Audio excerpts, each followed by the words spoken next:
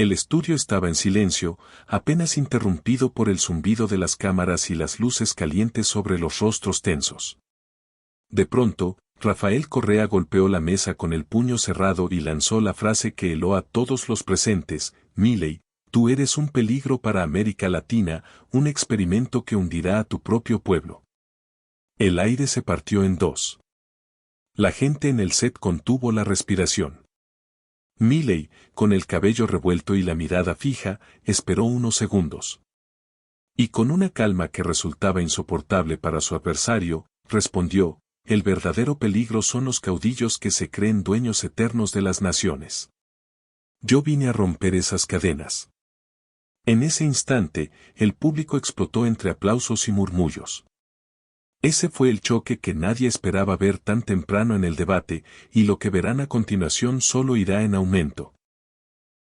Pero, ¿cómo se llegó a ese punto donde un expresidente y un economista outsider convertido en jefe de Estado se enfrentaban cara a cara, sin filtros, delante de millones? Unos dirían que era inevitable, dos visiones de mundo opuestas, dos formas de entender la política y la libertad. Correa, símbolo del populismo del siglo XXI, acostumbrado a gobernar con un discurso encendido, directo, desafiante. Milei, un líder que rompió las normas, que convirtió la indignación social en energía política, que usó la economía como espada y la rebeldía como escudo. La tensión empezó desde el saludo inicial. Correa intentó marcar jerarquía con una sonrisa altiva, pero Milei no apartó la vista ni un segundo. Era como si el choque estuviera escrito desde antes. Y cuando llegó la primera pregunta sobre la dolarización, la mecha se encendió. Lo que estaba en juego no era solo un debate económico, era la legitimidad de un nuevo liderazgo frente a las ruinas de los viejos modelos. Lo que verán en este enfrentamiento no es un simple intercambio de frases. Es un pulso entre pasado y futuro, entre la voz de un continente cansado y la furia de un pueblo que ya no quiere obedecer. Y lo más impactante es que lo más duro aún no ha empezado. El primer golpe vino disfrazado de pregunta. El moderador apenas terminó de enunciar el tema y Correa se adelantó con la vehemencia de quien no deja respirar: explícale a la gente cómo piensas sostener un país dolarizado cuando no controlas la emisión. ¿O acaso tu plan es entregar la soberanía económica a Wall Street? El silencio en el estudio se volvió cuchillo. Correa sonreía confiado, convencido de que había expuesto la debilidad más grande de Milei. Pero Milei, lejos de retroceder, se acomodó en la silla, levantó la mirada y contestó sin titubeos: soberanía no es tener un billete con la cara de un prócer. Soberanía es que ese billete no pierda valor cada día por culpa de políticos irresponsables. Ustedes, con su populismo, convirtieron la inflación en una máquina de pobreza. Yo elijo una moneda fuerte porque el pueblo merece dignidad, no papel mojado. El impacto fue inmediato. Entre el público se escucharon murmullos, unos de apoyo, otros de sorpresa. Correa intentó interrumpir, pero Milei elevó la voz, clavando las palabras como martillo: tú hablas de soberanía, Rafael, pero durante tus años en el poder llenaste al Ecuador de deudas chinas y subsidios que hoy pesan como cadenas.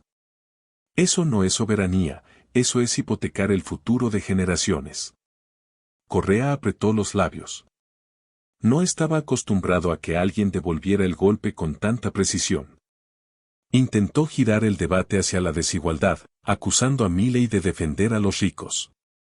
Tus recetas neoliberales siempre terminan beneficiando al mismo grupo reducido, los de arriba. ¿Qué harás con los millones que se quedan afuera?, disparó. La cámara se acercó al rostro de Milei. Su expresión era de furia contenida, pero su tono seguía didáctico: cuando el Estado deja de ser un monstruo, todos tienen oportunidad. El mercado no discrimina: si eres capaz, produces, creas, avanzas. Lo que discrimina es el clientelismo, el amiguismo, el aparato estatal que compra votos con limosnas. Ese modelo se acabó. En ese instante, alguien del público soltó un aplauso aislado que pronto se multiplicó. Correa giró la cabeza, incómodo. El ambiente se estaba inclinando. Y sin embargo, el exmandatario no pensaba rendirse. Se inclinó hacia adelante y dejó escapar una frase que cambiaría el ritmo de todo. Milley, ¿te atreves a decir que la justicia social es un error? El aire se volvió denso. El público esperaba. El siguiente minuto definiría quién dominaba realmente el escenario. Y lo que estaba a punto de decir Milley no solo respondería a Correa, sino que encendería la mayor tormenta de la noche. Milley se inclinó hacia el micrófono, con los ojos brillando de rabia y determinación. El público aguardaba en silencio, y hasta las cámaras parecían temblar. La llamada justicia social no es justicia, es un robo. Es quitarle al que produce para darle al que no produce, disfrazando de solidaridad lo que en realidad es esclavitud moderna. Las palabras golpearon como un relámpago. Hubo un murmullo ahogado, mezclado entre incredulidad y aplausos espontáneos. Correa reaccionó al instante, levantándose apenas de su silla. ¿Escucharon? Niega la justicia social, niega el corazón mismo de nuestros pueblos. ¿Eso quieren para América Latina, convertirse en esclavos del capital mientras un puñado se enriquece? Su voz se quebró en indignación, pero Milley no retrocedió ni un centímetro. Con un gesto enérgico, el argentino continuó: lo que hundió a nuestros países no fue la falta de Estado, sino el exceso de Estado. Mientras tú hablabas de redistribución, millones quedaron atrapados en la miseria porque no había inversión, no había empleo real, no había futuro. La verdadera justicia es liberar al individuo del peso de burócratas y políticos corruptos. El estudio estalló en un mar de aplausos mezclados con silbidos. La polarización estaba servida. Milley aprovechó para lanzar una estocada: tus gobiernos crearon dependencia, Rafael. Gente obligada a agradecer una dádiva, cuando lo que merecen es la libertad de elegir, de crecer, de soñar sin pedir permiso. Yo no les regalo nada, yo les devuelvo lo que siempre fue suyo, su vida. Correa sonrió con sarcasmo, aunque en su mirada se adivinaba la incomodidad. Bonitas palabras, Javier. Pero dime, ¿qué pasará cuando la gente no encuentre trabajo, cuando el mercado, ese que idealizas, los deje afuera? ¿Les dirás que fue su culpa por no ser lo suficientemente fuertes? La pregunta cayó como un golpe seco. Milley guardó silencio unos segundos, respiró profundo y contestó con frialdad quirúrgica: prefiero un sistema donde cada uno pueda intentarlo 1000 veces a uno donde un caudillo decida quién merece comer y quién no. Eso sí que es cruel. La ovación fue atronadora, y por primera vez Correa bajó la mirada. Sin embargo, lejos de ceder, apretó los labios y lanzó un dardo inesperado: entonces acláranos algo, Milley, si odias tanto al Estado, ¿qué haces sentado en la presidencia? ¿No te has convertido en lo mismo que criticas? El público se estremeció. Era la pregunta que muchos temían escuchar. Y la respuesta de Milley, la que estaba a punto de pronunciar, prometía incendiar el debate como nunca antes. Milley sonrió por primera vez en todo el debate. Una sonrisa irónica, pero cargada de confianza. Se inclinó hacia el micrófono y dejó caer la respuesta como un martillo: yo no soy el Estado, Rafael.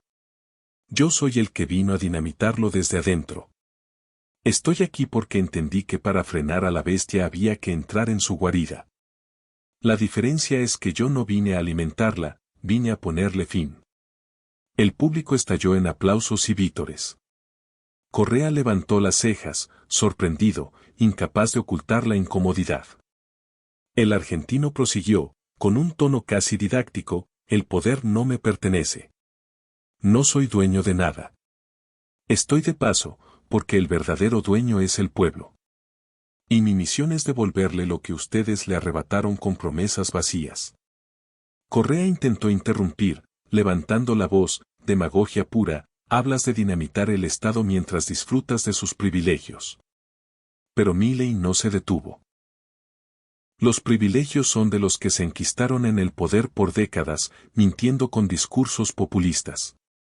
Yo duermo tranquilo porque no vine a perpetuarme, vine a dejar un país libre aunque me odien los burócratas.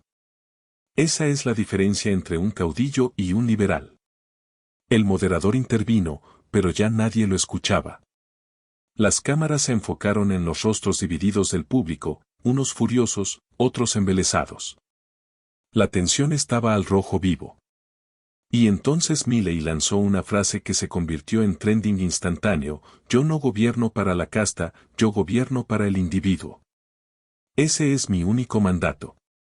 La sala vibró. Correa, visiblemente irritado, golpeó la mesa y lanzó un grito: tú no entiendes a América Latina, nuestros pueblos creen en la comunidad, no en tu egoísmo individualista. Milei se inclinó hacia adelante, la mirada encendida, y sentenció: los pueblos no quieren cadenas disfrazadas de comunidad, quieren ser dueños de su destino. Y cada segundo que pasa, más gente lo entiende. Esa es la revolución silenciosa que ustedes nunca vieron venir. El público gritaba dividido, el ambiente era una olla de presión. Y justo en ese momento, mientras la tensión se desbordaba, la voz en off irrumpió: suscríbete ahora y comenta tu opinión, no pierdas lo que viene. Lo más explosivo está por comenzar. Correa respiró profundo, se acomodó la chaqueta y preparó un golpe inesperado. Lo que estaba a punto de decir no solo apuntaría a Milei, sino que abriría una herida personal que podría cambiar el rumbo de todo el debate. Correa se inclinó hacia adelante, bajó la voz y lanzó un dardo envenenado: tú hablas mucho de libertad, Javier, pero tu propia vida personal es un caos. ¿Cómo puede confiar un pueblo en alguien que ni siquiera logra ordenar su mundo privado? El ataque era directo, buscaba herir más allá de la política. El público reaccionó con un murmullo incómodo, algunos aplaudieron la osadía, otros abuchearon la bajeza del golpe. Milei lo miró fijo, inmóvil durante unos segundos, como si saboreara la provocación. Y entonces respondió con una calma helada: justamente porque conozco el caos sé cómo enfrentarlo. Mi vida no fue un privilegio, fue una lucha constante. Y aquí estoy, de pie, sin deberle nada a nadie.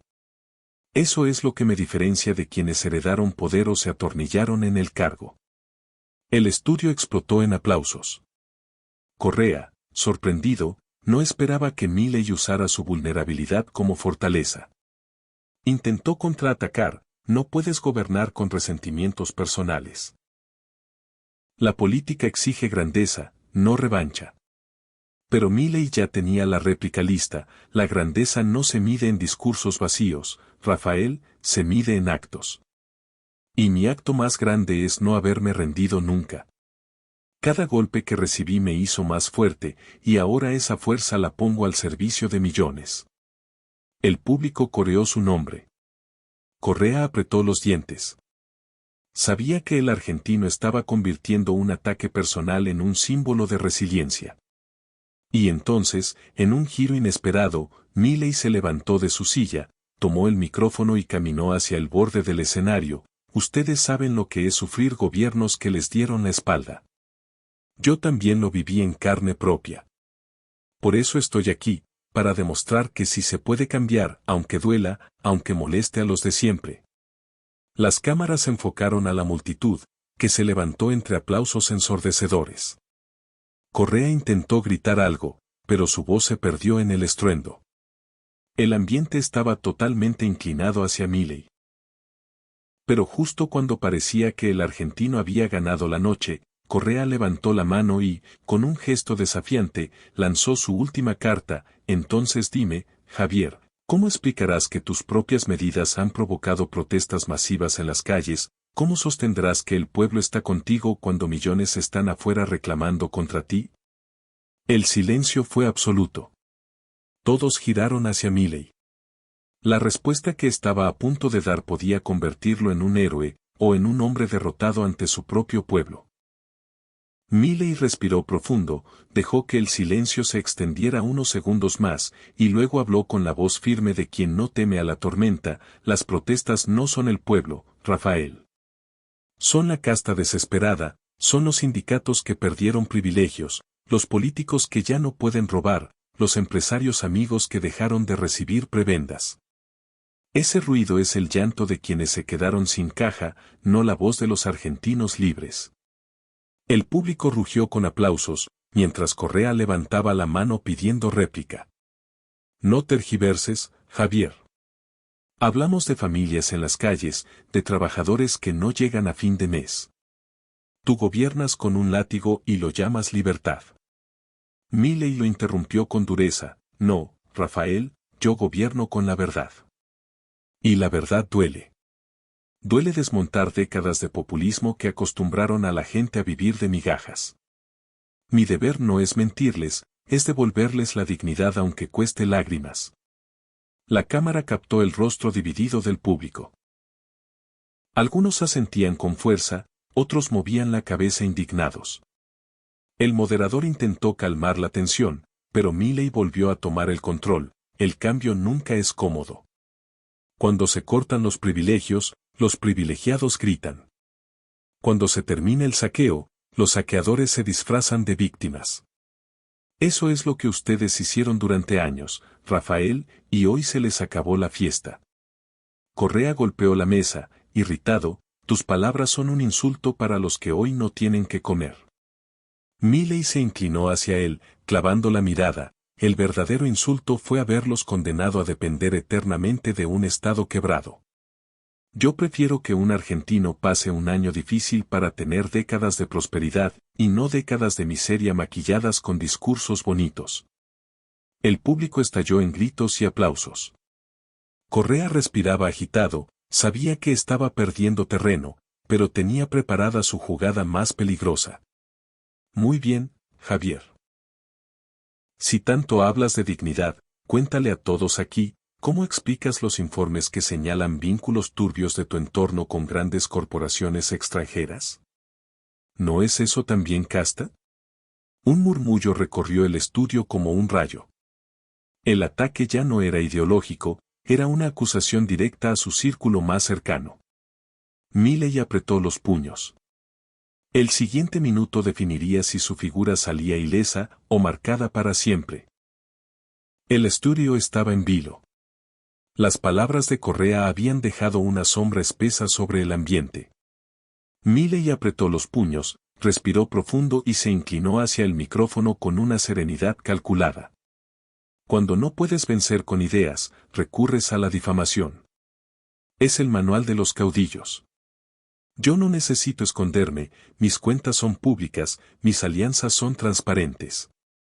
Y si alguien en mi entorno se aparta de la ley, será castigado. No soy cómplice de nadie. La diferencia, Rafael, es que tú no puedes decir lo mismo de tu gobierno. El público estalló en un aplauso ensordecedor. Correa se removió incómodo en su asiento. Milei, aprovechando el impulso, elevó la voz. Yo vine a romper la lógica de los intocables. Ningún amigo, ningún empresario, ningún político está por encima de la justicia. Y eso duele, porque muchos aquí vivieron del privilegio.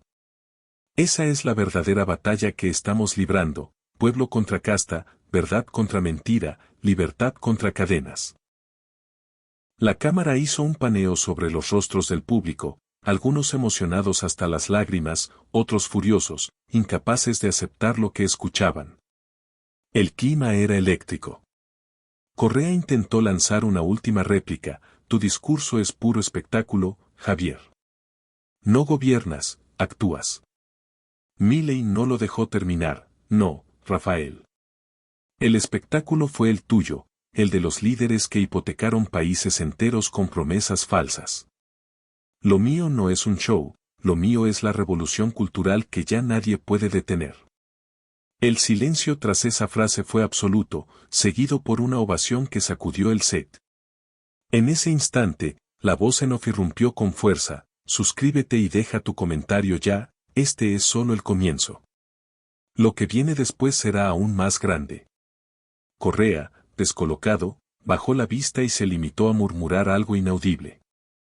Milei levantó la mano en señal de cierre y sentenció con la calma de quien sabe que ha ganado. No vine a agradarles. Vine a decirles la verdad.